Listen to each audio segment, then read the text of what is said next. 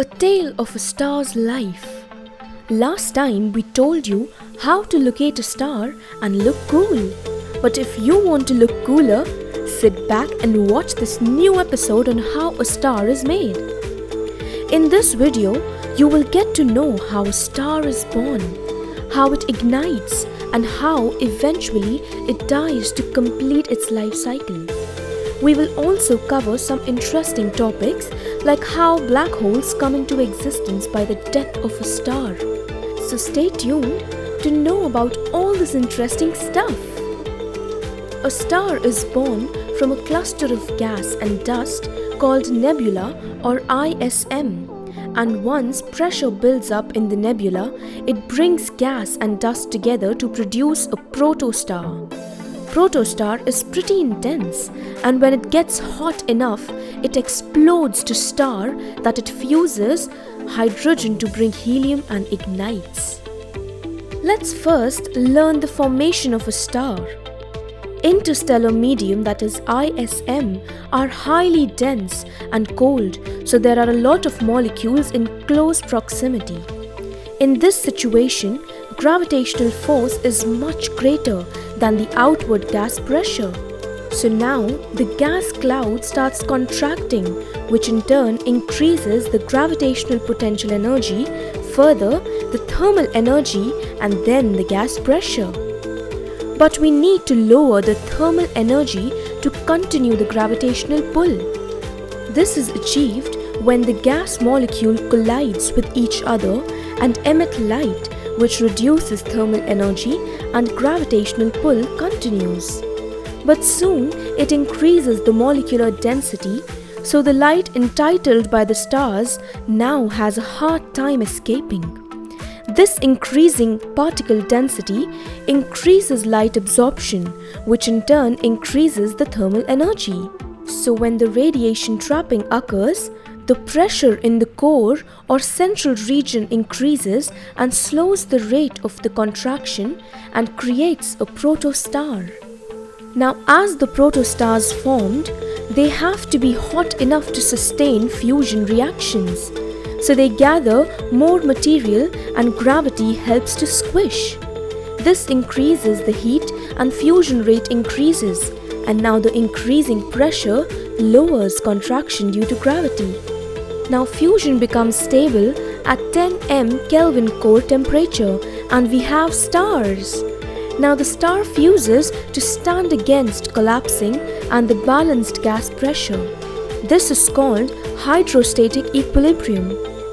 And now the star remains stable for billions of years like the sun. We have just started our YouTube journey. So please show us your support by hitting the like button and subscribing to our channel. Now let's see how the star ignites. Fusion powers a star, lights a star, and resists from gravitational collapse. The first fusion reaction that takes place in stars is 4H gives helium plus 2 electrons are released. Here, 4 hydrogen mass is greater than helium mass. So, some mass lost into thermal energy by E equals to mc square.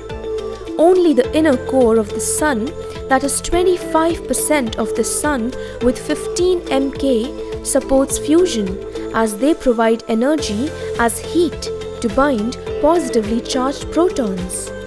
Death of a star. Once hydrogen will be all depleted into helium and the star will start literally dying. When a star's core runs out of hydrogen fuel, the core can no longer sustain hydrostatic equilibrium. Now the gravitational pull exceeds the thermal pressure. The star is left with no more hydrogen for fusion and the gravitational collapse starts, which in turn increases the core temperature to about 100 million degrees. Now the core of the star is hot enough to initiate the fusion of helium atoms to carbon atoms. This process continues by exhausting the present layer and creating a new layer at the core. The carbon, neon, oxygen, silicon, and iron, the process ceases when an iron core is formed which is one of the stable heaviest atoms, and here no longer the fusion can take place. Now the star is dense and hot enough. It has a longer sustained fusion reaction at its core and starts dying slowly by collapsing into its own. As the core continues to heat up, it finally explodes to nova or supernova. The low mass star dies, becoming a red giant, and the high mass star ends up by its own gravitational collapse, forming a neutron star or sometimes a black hole. Now you know the stars, being mesmerizing, hold a lot of mechanism, right from the forces that hold them to the forces that create and ultimately destroy them.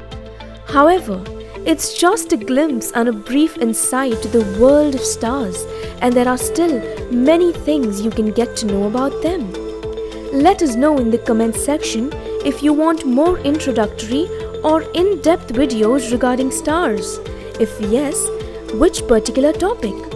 We hope you liked the video, so stay tuned to acknowledge yourself with more of such content in the upcoming videos. We'll see you in the next video.